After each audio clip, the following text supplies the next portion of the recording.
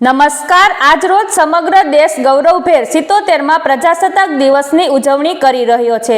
Mini Bharat તરીકે ઓળખાતા સુરત શહેરમાં પણ દેશભક્તિનો અનોખો ઉત્સાહ જોવા મળ્યો। અઠવાઇલન્સ પોલીસ પરેડ ગ્રાઉન્ડ ખાતે પોલીસ કમિશનર શ્રી અનુપમસિંહ ગેહલોતની અધ્યક્ષતામાં ભવ્ય સમારોહ યોજાયો।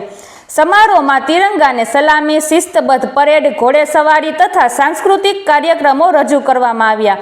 સમારોહ દરમિયાન શ્રેષ્ઠ કામગીરી કરનાર પોલીસ અધિકારીઓ અને કર્મચારીઓને પ્રશંસાપત્ર અને મેડલ આપી સન્માનિત કરવામાં આવ્યા। વધુ સમાચાર માટે જોડાયેલા રહો આરપી ગુજરાત ન્યૂઝ રાજકોટ। ગણતંત્ર દિવસ નિમિત્તે સર્વપ્રથમ હું સુરત શહેર પોલીસ પરિવાર તરફથી આપણા સુરતના નગરજનોને ખૂબ ખૂબ શુભેચ્છા આપું છું। 1950 થી 2026 तक बात करिए तो हमारे संविधान लागू થયા બધા અમે લોકો ભારતીય લોકો સંવિધાન સ્વીકાર્યા અને આજે અમે જોઈએ છીએ કે કેટલા ઝડપથી આપણા દેશનો વિકાસ થયા।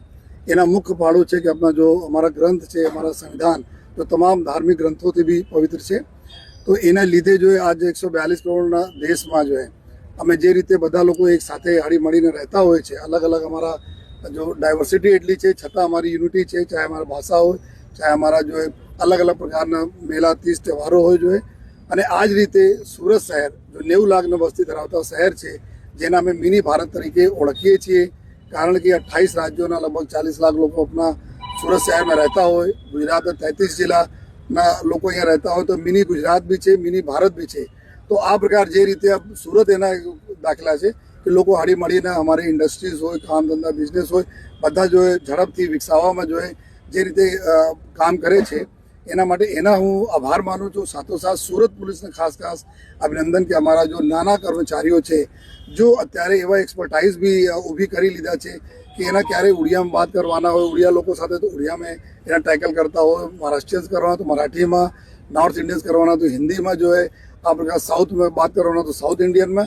तो એવા સંકલન से કોઈ દિવસ એવા નહીં લાગે લોકોના કે અમે આપણા રાજથી બહાર છીએ।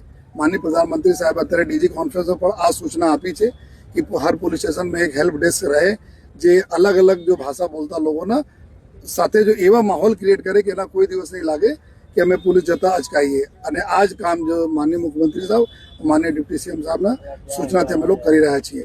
हमारा આ વખતે જો મુહિમ રહેશે 2026માં 2025 જે રીતે અમે no drugs in Surat city અભિયાન ચાલુ કરી 2026 ઓર વધુ તીવ્રતા સાથે અમે એના કરવાના છીએ જોઈએ। અને કોઈ પણ અમારા જો પ્રજાજનોને યંગસ્ટર્સના આ પ્રકારના નશામાં ઢકેલશે તો એના વિરુદ્ધ અમે સખત કાર્યવાહી એની ચાહે સજા થાય, પ્રોપર્ટીઓ એના સીઝ થાય, પ્રોપર્ટી ઇલીગલ ડિમોલિશ કરવામાં તમામ અમે લોકો કાર્યવાહી અત્યારે જો કરીએ છીએ ઓર જોરથી અમે કરવાના છીએ। સાયબર ક્રિમિનલોના બી એક અમે जो साइबर संजीवनी 3.0 माध्यमથી લગભગ 25 લાખ વધુ લોકોને જો અમે કોન્ટેક્ટ કર્યા, અવેરનેસ કર્યા કે અવેરનેસ મોટો બચાવ છે।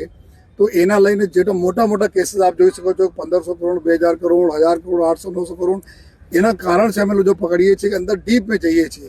અને આ જો સ્કેમ છે પૂરા આખા દેશના સાથે સ્કેમ કરીને જો લોકો છે આમાં જ્યારે ગુજરાતમાં કર્યા ત્યારે અમે લોકો ઝપટમાં આવ્યા તો 8000 9000 એકાઉન્ટોનો અમે લોકો એનાલિસિસ કરીએ છીએ। तो हमारी टीम અત્યારે એટલી સક્ષમ છે। અમે લોકો